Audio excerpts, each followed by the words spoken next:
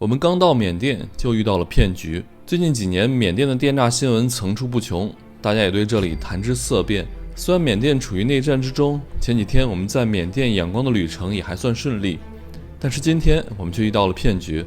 更可怕的是，之后我们被朋友提醒才知道被骗。今天我们带着大家探访缅甸第一大城市仰光的城区，这里曾经是英国殖民地，城中的建筑至今都保留着英国特色。近年来，因为内战、经济制裁等原因，缅甸的经济一落千丈，城内遍布乞讨要饭者。在仰光地标建筑大金塔，我们遇到了一群出家的小姑娘，她们的父母都在内战中去世。同样是在大金塔，我们也遇到了此次东南亚之旅的第一次骗局。下面就跟着狒狒文涛开始今天的缅甸仰光之旅。大家好，我是狒狒，我们正在背包环游东南亚，现在我们来到了缅甸。今天这个视频呢，我们带大家去游览一下缅甸第一大城市仰光的一些地标性的建筑和著名的景点，比如苏雷佛塔、市政厅，还有最著名的大金塔。大金塔可以说是仰光乃至整个缅甸的象征了哈，它通体都是用黄金来打造的，总共是用掉了7吨多的黄金，以及无数的宝石。那我们就准备在路边打个出租车，开始今天的游览吧。这里就是我们在仰光住的酒店了。仰光经常停电，我们的酒店每天停好几次。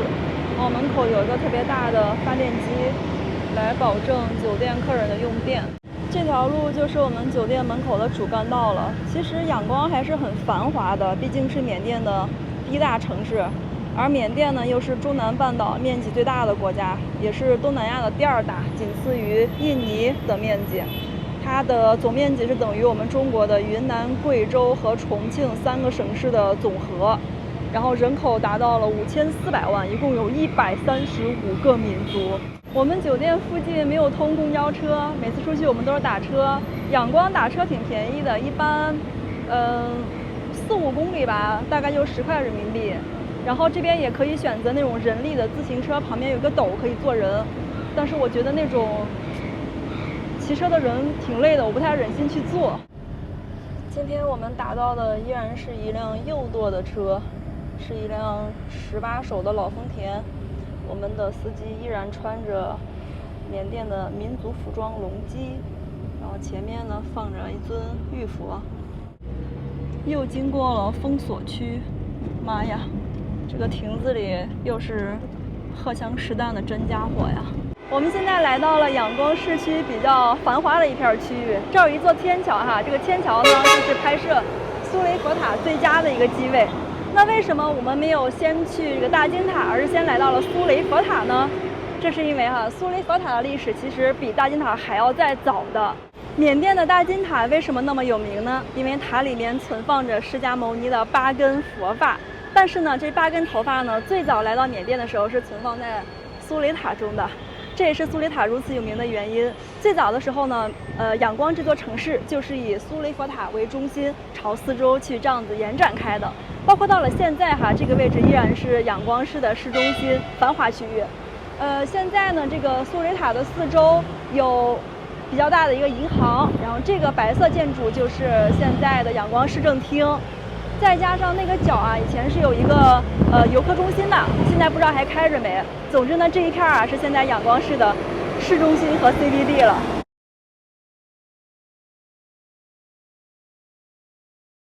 我们在这个天桥上就能感受到当时英国殖民时期整个仰光包括缅甸的风貌到处都是当时英属联邦时候各种各样的建筑。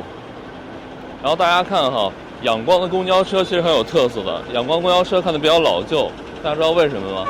这很多公交车都是我们中国支援的。我和狒狒现在就要去苏雷佛塔跟前看一看仰光这个地标性建筑之一的佛塔是什么样子的。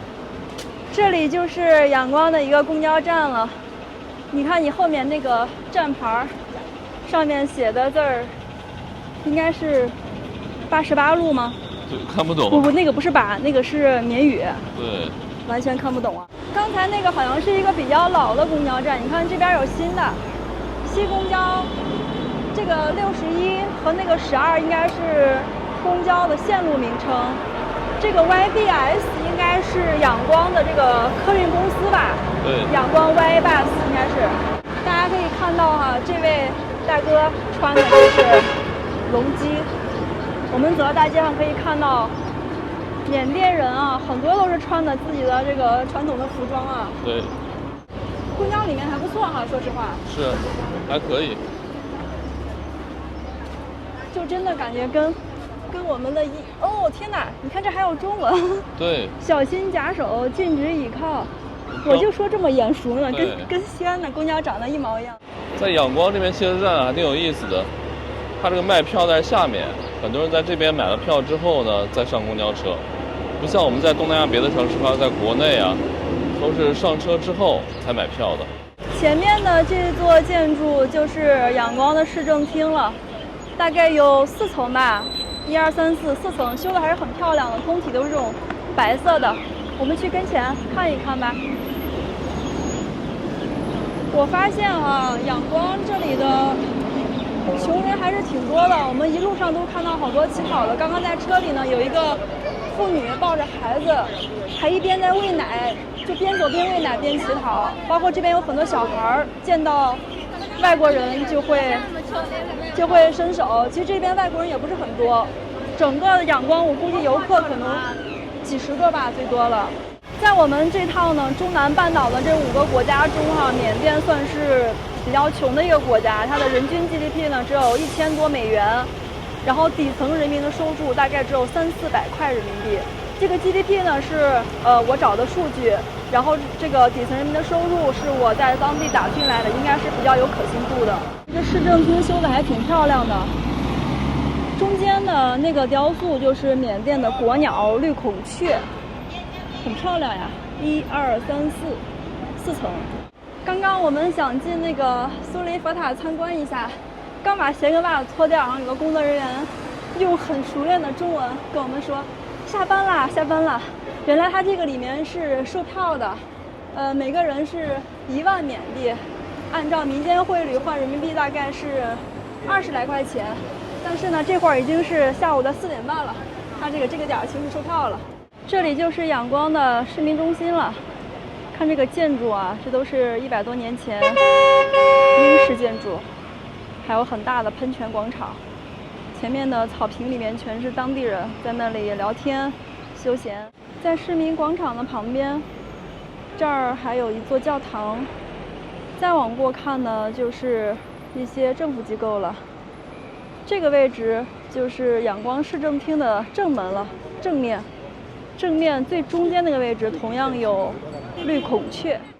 给大家环绕一下这个地方，苏雷佛塔，这里是市政厅，再转过来是其他的政府机构、教堂，再转过来就是市民广场了。我们现在市政厅的下面啊，市政厅这块还挺热闹的。刚才的公交车堵得老长了，哇，这边都是年轻人。大家能看到啊，这市政厅是隔开的，跟外面这个广场隔开的。现在是下午的5点10分，我们刚刚到这个大金塔的门口。为什么我们选这个时间点来呢？哈，因为大金塔呢，它是白天晚上都开放的，一直开放到晚上的10点左右。所以我们这个时间点来呢，既可以看到夕阳打在塔身上这种金光灿烂的感觉，也可以等到天黑之后呢，这个大金塔亮灯之后拍拍夜景，很漂亮的。我们从这儿就可以看到哈，那个大金塔尖上那个位置一直在金光闪闪的，因为它上面是有一些金属在晃动的，随着这个风吹一下它晃一下，然后折射这个阳光，就非常的金光闪闪，不灵不灵的。我们俩现在呢是从这个大金塔的西门进来的，这个西门刚进来呢，正对着我们呢就是一座非常宏大的建筑。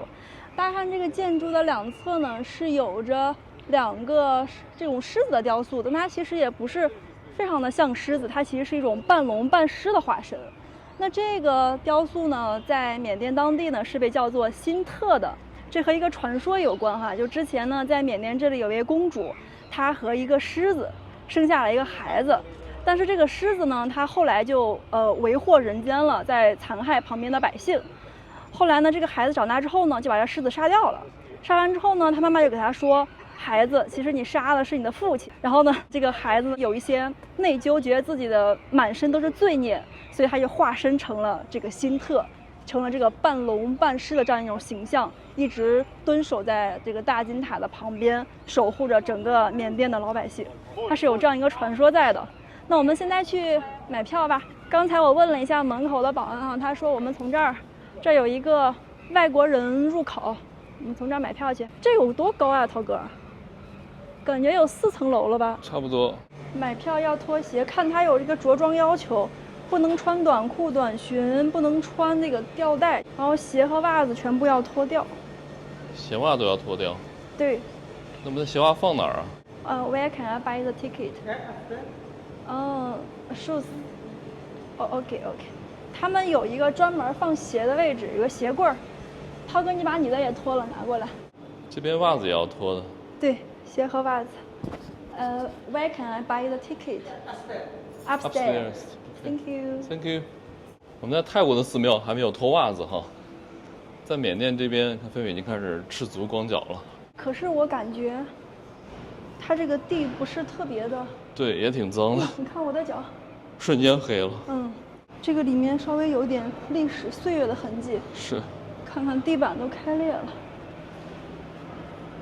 应该是这儿还有一个门啊。就是我们刚才看那个门。对，但是外国人必须从那个门进放鞋。是。然后他们本地人好像从这儿也能进。对，这个门就是2个辛特守护的这个大门。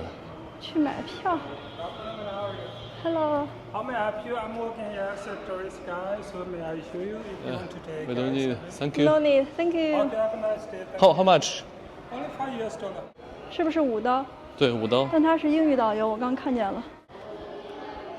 前面还有电梯。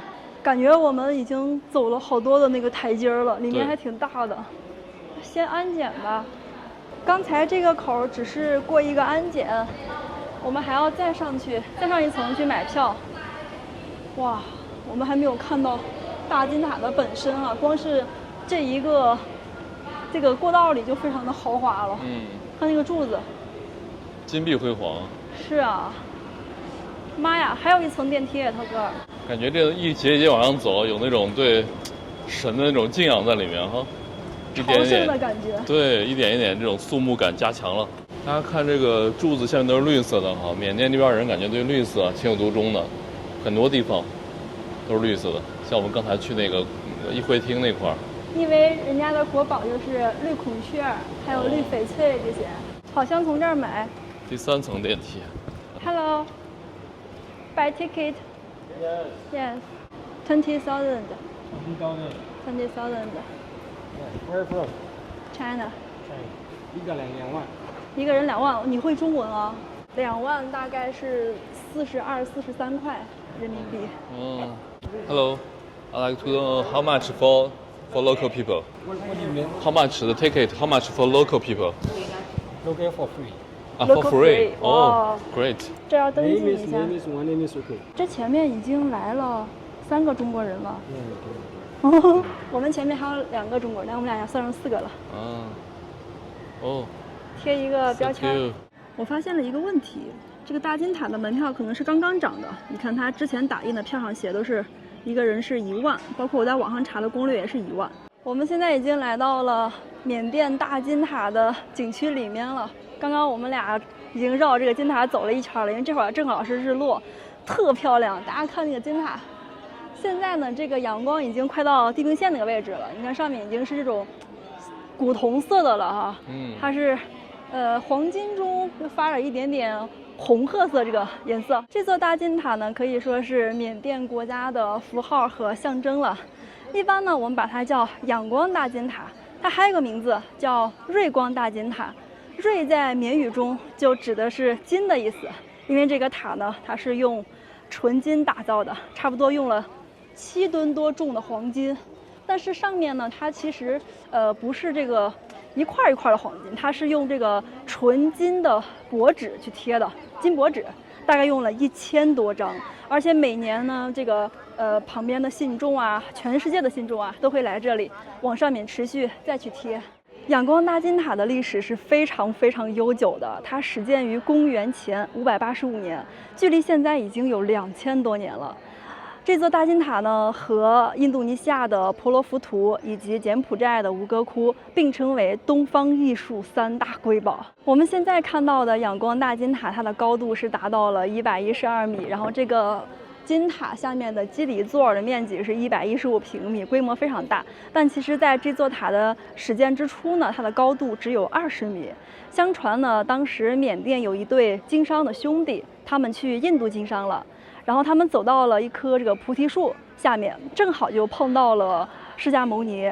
释迦牟尼呢，当时就送给了他们自己的8根头发。后来呢，这对兄弟呢，他们就历经了千辛万苦，终于从印度回到了缅甸。回来之后呢，他们就把这8根佛发献给了缅王。最早呢，这个8根佛发是放在苏雷塔的，就是我们下午去的那个市区里面的塔。后来呢，在缅王的支持下，在这个位置重新修建了大金塔，把释迦牟尼的佛发存放在这里。它刚修的时候呢，只有20米高，但是后面呢，经过了历朝历代的这个扩建还有修缮，就形成了现在的规模。其中呢，比较大的修缮有以下3次哈。第一次呢，是在公元15世纪的时候，当时的国王和王后用自己体重4倍多的黄金和宝石，把这座金塔重新装饰了一番。那第2次比较大的修缮是在18世纪，当时呢，把这座塔的这个塔高给修到了现在这个高度112米，并且在塔尖的位置是重新修了那个金伞，就现在大家能听到那个当当当当，就金伞周围它是挂了一圈这个金银铃铛的。那第3次修缮呢，就是在最近了哈，1989年，当时的缅甸政府呢是拓宽了通往大金塔的4条通道，并且呢还装上了电梯，就是我们刚刚一节一节电梯扶梯上来那个位置。刚刚我们俩只顾着拍照了，现在我们带大家再绕这个大金塔一圈啊。我们现在看到呢，这个金塔是非常壮观的，112米。其实我们酒店离这儿还有3-4公里，但是我们从酒店的楼顶是可以很清晰的看到的，并且呢，从仰光市区很多位置，只要稍微开阔一点，仰头就能看到金塔。因为这个金塔不仅高，而且它本来修的这个地方是市郊的一个小山。我们在这个大金塔已经转了1圈半了，刚才先转了1圈，然后这会儿又转了一点儿，能看到很多当地人啊，各个年龄段都在这边朝拜，特别虔诚的，无论男女啊。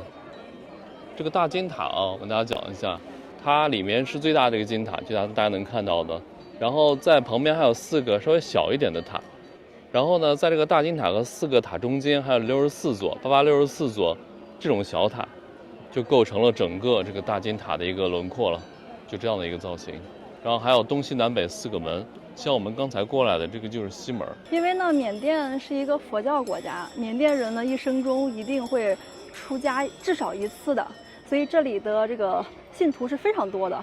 缅甸人呢，除了在自己这个重大的宗教节日会来金塔，平时呢也会每天或者每周或者每个月都会来这里，是非常虔诚的。大家可以看到呢，这里大部分的居民啊，应该都是缅甸人，但是刚刚呢，我们也看到了很多来自于其他的东南亚国家的，比如刚刚登记簿上有很多泰国人，也都是这个佛教国家，还有柬埔寨人，因为东盟好像本身就是免签的。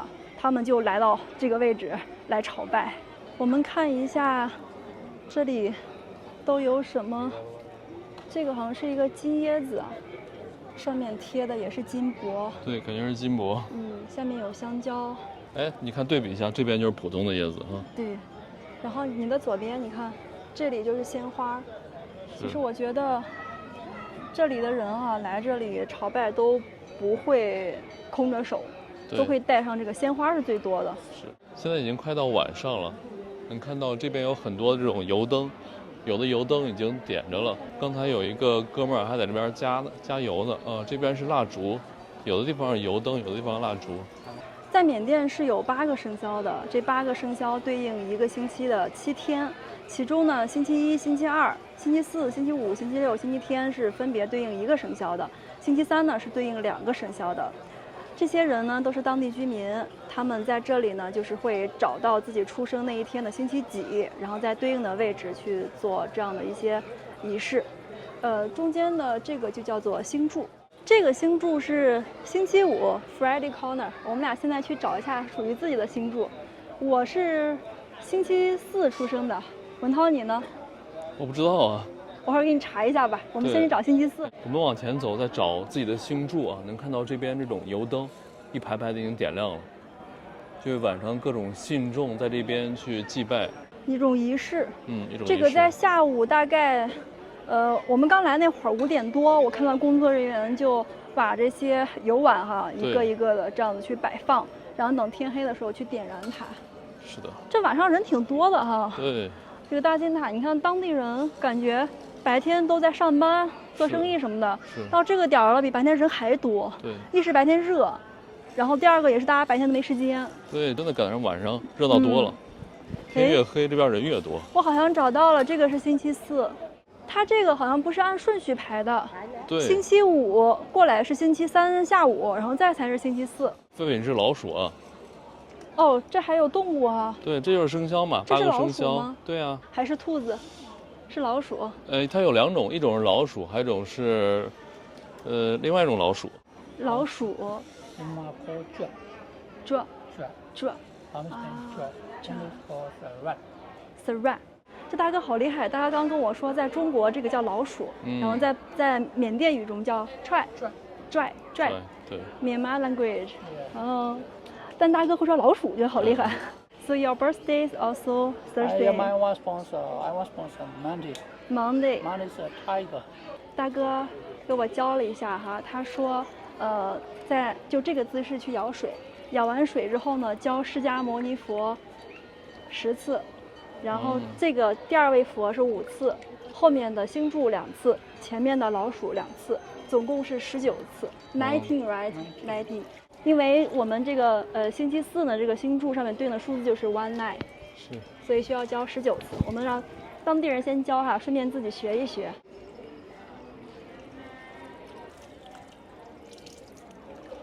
前面那些栅栏后面人不让进那些地方，对，那都是纯金的。哇，纯金的，你知道怎么来的吗？就来自全世界的人都供奉的。哦，有的是，你看那每个塔，它可能是来自印度的，也可能来自中国的，也可能来自马来的。就那些信奉的人供奉的金子去做成的这个，而它每5年要重新刷一次。哦，下一次是在2025年刷。2025年，明年喽。大哥现在带我们来看另外一个这个佛塔，这里面是供奉的有佛牙的。大哥跟我说这个中间有中文，我看看。佛牙舍利塔5个字。No real, it's a replica. 复制品。我们在大金塔的下面碰到了一群小师傅，刚刚呢那位大哥给我们介绍哈，这些都是女孩儿，因为他们穿的这个粉色的衣服都是女孩儿，但是他们很可怜。那个大哥给我们介绍呢，他们都没有父母，父母有一些是去世了，也有一些是就是孩子们被抛弃了，对，只能在寺院里面待着来生存。很可怜的，但是这些小朋友们超可爱，你看他们的眼睛，你看这小姑娘一直在笑，哇哦 ，smile， smile， 然后他们给我教了很多的缅甸语，像你好，你好就是明格拉巴，谢谢，谢谢，接苏登巴嘞，接苏登巴嘞，还可以简单的说接苏吧，接苏吧，就谢谢接收吧，拜拜，哒哒，哒哒，哒哒，他们是少数民族的，大哥说。哦，这样子，对，就大哥跟他们语言也不是完全通啊。呀，哒哒，接收吧。So they come from different state, right? Oh, okay. 哎，今天没有带零食啊。对。这些小姑娘，我眼睛都好漂亮。你看她这小姑娘，你笑。她笑起来好可爱。对，他们也不是每天定时来这儿，对，隔几天来一次。然后这个很多的那个寺院都给孩子们吃饭。对，大哥在问有没有饭吃，他们听不懂。有没有吃饭？大哥现在说的是缅语。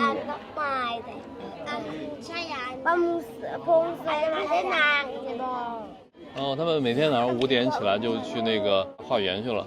啊。大哥说。拜崩，拿个小碗。对。所以他们能不能吃饱，就取决于当天有没有画到东西。哦，我以为会有一个固定的点儿给他们发饭，原来是这样子。So do they have a teacher here? No teacher. So they travel by themselves. They have a leader. 大哥说他们从这儿到他们晚上睡觉的地方需要步行大概30多分钟。对。哦。他们有一个领导，应该有个老师在这旁边，但是我们没看到在哪儿。因为我刚才看到了看那个房檐下面还有很多那个小师傅。哦。所以老师应该在附近吧？对 ，You can spend money, right? She can. OK. 他是这个小领导，这个美女是个小领导。你看，他们都给他们给钱呢。哦，这个小姑娘是小领导。对。哦，这样子，那我们一会儿把钱给这个小妹妹吧。对。好。孩子挺可怜的都，没爸没妈的是吧？我们没有带零食，所以我们准备给他们的小领导，最大的这个妹妹，给他们钱，让他们自己去买一点食物。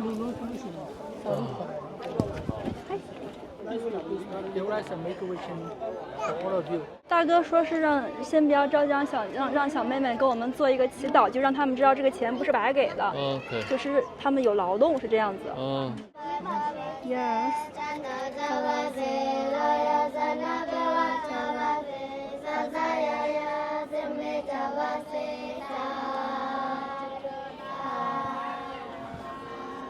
原来这个女孩是他们里面的姐姐，她可以去使用钱，其他的太小了，就一起。我们给钱可不是胡给的，因为给这个小师傅啊，当地人都会给钱的，给钱因为他们就是做这种工作的，做化缘的。对。就是我们一般去当地，像沿街乞讨的孩子，我们一般不太，因为他们很多是一个团队，一个团体，我们一般不愿意。但是呢，这种小师傅他们本来就是每天出门就是化缘的。对。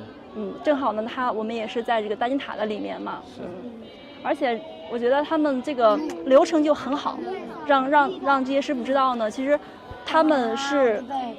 为这个普通人是提供了一些保佑，去诵经，去祈福，然后拿到的钱呢是他们化缘得来的，我觉得这点就很好。离开了这些小师傅后，大哥说出了他的真实目的，要钱。他说自己是一个寺庙的负责人，要管理几十个小僧人的食宿，很缺钱。我们给了他2万缅币，本打算当做讲解的费用，但我们要5万缅币，大概100人民币左右。我们刚进门时，官方的讲解也才35人民币，在仰光，普通人的工资更是只有400人民币每月。我们当时起疑，但没有多想。后来朋友告诉我们，这就是他们的套路，骗取游客的同情心。以后大家要小心这样的骗局。但是还好，我们这次被骗只损失了钱，毕竟这是缅甸，人安然无恙就好。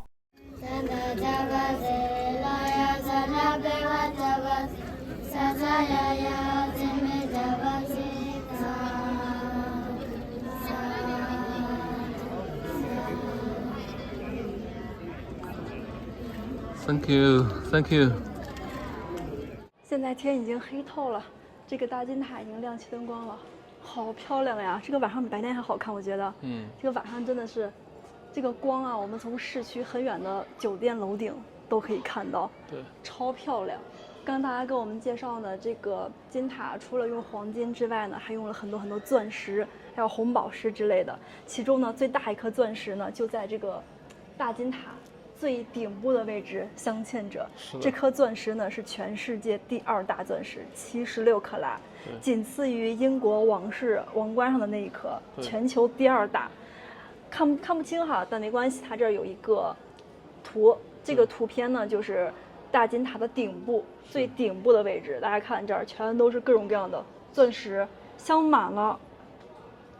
满了。再往上看，最大那一颗就在这里。哇，76克拉是什么概念？它一整颗是覆盖在这个金塔最顶尖的嵌进去的。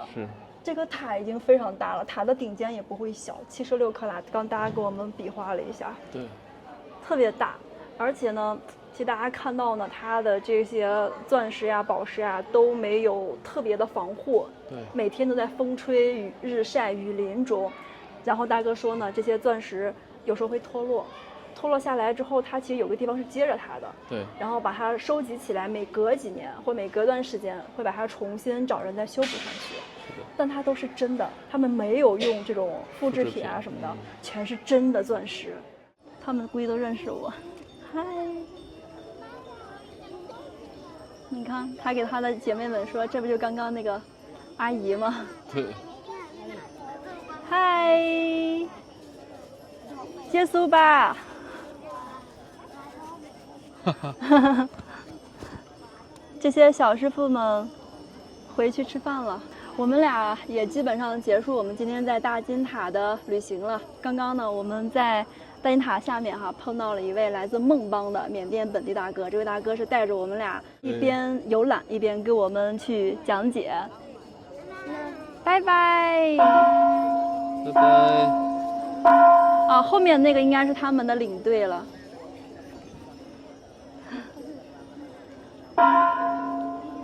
全都是女孩子。包括后面的他们的老师也是，本来想请大哥吃饭的但是大哥呢，因为他是一座寺院的老师，所以他现在呢要去这个晚市去给自己的学生采购一些蔬菜呀，还有其他的食物，然后明天要带回孟邦去。他没有时间，他还很忙，所以我们就给了大哥一些布施因为在当地呢本来就是有给寺院布施的这个传统的。阳光呢晚上好舒服呀！这会儿我们俩坐在这个金塔的下面这个地板呢不像白天的时候被太阳烤得有点热，它现在是这种，摸上去像玉石一样冰冰凉凉的触感，而且呢一直有小风吹过来，特别凉爽。那我们这会儿坐在这儿休息一下，顺便跟大家简单的聊一下缅甸的历史缅甸呢，它其实是一个历史非常非常悠久的国家可以最早呢追溯到1万年前。那根据一些出土的这个文物以及其他的考古资料，缅甸这里呢，在1万年前的旧石器时代，伊洛瓦底江边的村庄里就已经有人类居住了。那形成国家呢，大概是在公元1世纪的时候。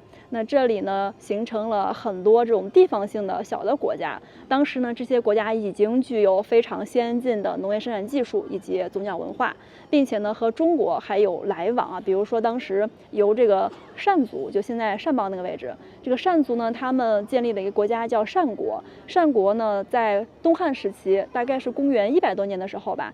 他们是派出过使臣出访中国，这个在我们中国史书上都是有记载的。那随后的几个世纪呢，缅甸这里也是陆陆续续的建立起来了很多个这种地方性的小国，一直到公元1044年，缅甸才形成了统一的国家。那从1044年到现在呢，缅甸是经历了这个蒲甘王朝、东须王朝和贡榜王朝。缅甸第一个统一的封建王朝叫蒲甘王朝，它统治缅甸的时间呢是从公元1044年到13世纪末。13世纪末呢，它是被元朝给灭亡了。那蒲甘王朝瓦解之后呢，缅甸就陷入了分裂当时呢是形成了2个比较大的王国和无数的小的部落。这2个大点的王国呢，分别是现在的这个缅甸东部的叫阿瓦王国，还有一个是在缅甸南部的叫博固王国。这些小的部落和大的王国，他们之间彼此是经常爆发战争的。这种分裂的局面呢，持续了大约250年，一直到公元16世纪的中期，大概是1550年前后，这个东须王朝才又重新的统一了缅甸。这个东须王朝呢，和我们中国的明朝交往是比较频繁的在这个清朝的应该是顺治年间，当时南明的皇帝叫永历帝，他就是逃亡到了缅甸。但是当时的缅甸呢，这个东须王朝是迫于吴三桂的压力，他们打不过吴三桂嘛，就只能同意把永历帝引渡回清朝，然后才来换取这个清朝的撤兵。东须王朝统治了缅甸大概300年的时间，后来呢是在公元1752年被贡榜王朝所取代。贡榜王朝是缅甸历史上最后一个封建王朝，它统治缅甸的时间也并没有很长大概就是100年的时间。但是呢，这个贡榜王朝却非常非常的能打，他们呢，除了统一了缅甸的全国之外，还四处去征战，扩张这个疆土，就包括他们在1767年是攻下了暹罗。那暹罗呢，也是后来在华人郑信的带领下才赶走了缅军啊。这一趴我们之前在泰国的视频中有讲到过。除了暹罗哈，这个贡榜王朝和清政府也打过。由于呢，这个贡榜王朝他们不断的侵扰我们中国的云南地区哈，所以在清朝乾隆期间呢，爆发了长达4年的清缅战争。我觉得那个尔康应该就是在那个时期被抓到缅甸的。贡榜王朝灭亡之后呢，就到了英国殖民时期了。这个殖民时期大概也是100年的时间。当时呢，中南半岛的形势是这样子的啊，这个半岛的西边是英属缅甸，东边是法属印度支那，而泰国呢是夹在了中间，形成了英法2个大国之间的一个缓冲区吧。所以泰国呢基本上没有受到什么战争的影响，这也是在现在中南半岛这几个国家中，泰国经济最发达的原因之一吧。我们再说回这个缅甸的历史进程哈，缅甸呢是在1948年的1月份摆脱了英国的殖民统治，获得了独立。但是呢，带领缅甸走向独立的被称为缅甸国父的昂山将军呢，却在独立前夕的1947年不幸遇害了。那现在呢，缅甸人民为了纪念昂山将军呢，也是把缅甸这个很多城市的，比如说像仰光的一些道路，还有市场，还有公园，这些都命名成昂山。比如有一个很大的市场叫昂山市场，我们过2天会去那里探访一下。缅甸独立之后到现在的这70多年的历史，就比较的说来话长和十分复杂了。大家感兴趣的话，我们以后再聊吧。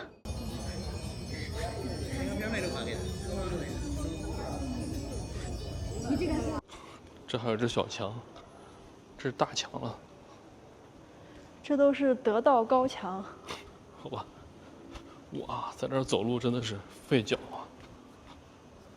所以你知道吗？你在里面走，特别有那种游戏里的感觉，像什么战神啊。我们准备走了，到这个售票处这个门口这块大门那边，发现我们的鞋还在里面呢，然后门已经锁了。然后我费现在光脚在马路上走，2个人都快废了。脚好痛啊！这简直是，这是那种石子路，对，感觉是一个加强版的指压板。这会儿我们找了这个保安小哥哥，他来帮我们联系，感觉他们好像也没有什么办法。对啊，也没有钥匙，主要是。说是9点下班，我们9点过来了，这边就没人了。狒狒的脚有点脏，我看你的脚有多脏。哇，你这是黑脚啊！2个大黑脚，看。没多里出来的脚。哇哦，终于来了！天哪，我看到光明了！哪儿等了半个小时了？我们的鞋！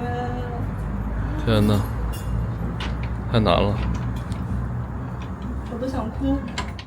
我们俩终于取到鞋了，现在已经是晚上的9点40了。这个景区的几位大哥把我们送到门口了。他是不是要帮我们打车？我们自己叫了个 Grab， 然后这大哥说他在门口看着我们上车再走，怕我们不安全，因为这会儿太晚，快10点了。对，我们的车好像也快来了，我们的车从这边，对，5505，嗨 ，Thank you very much， 结束吧。我们终于坐上回酒店的出租车了。我们来缅甸之后呢，还没有这么晚在外面逗留过。这会儿已经是快10点了，晚上，再过2小时该宵禁了。想想还挺害怕的哦。你看好多地方又堵上了，看哈。跟咱旁边的栅栏都是像那个 S 弯的栅栏一样，左一个右一个。对，还有很多那个有铁丝网的，有锯齿的那个。对。我们今天这一天的经历也挺丰富的哈，在大金塔那里既发生了特别温暖、特别幸运的事情，也有一些小囧。我们在大金塔那儿碰到了很热心的本地大哥哈，又碰到了一群很可爱的小师傅。晚上出来的时候呢，我们9点到的这个售票处那儿，因为我们进去的时候，它上面写的是8点，早上4点，凌晨4点开门，一直到晚上10点。但是呢，它9点那块儿就没人了，好像鞋被锁在里面了，很尴尬这个事情。不不过呢，我觉得这都是旅行路上非常有意思的经历哈。我们俩在那个指压板上，加强版的指压板上站了好长时间吧。咱们俩今天光脚，咱们是5点进去的，一直光到9点多才穿上鞋了。今天这一天神奇的经历和这个视频就到这儿结束了，那我们就下个视频再见吧，大家晚安，拜拜。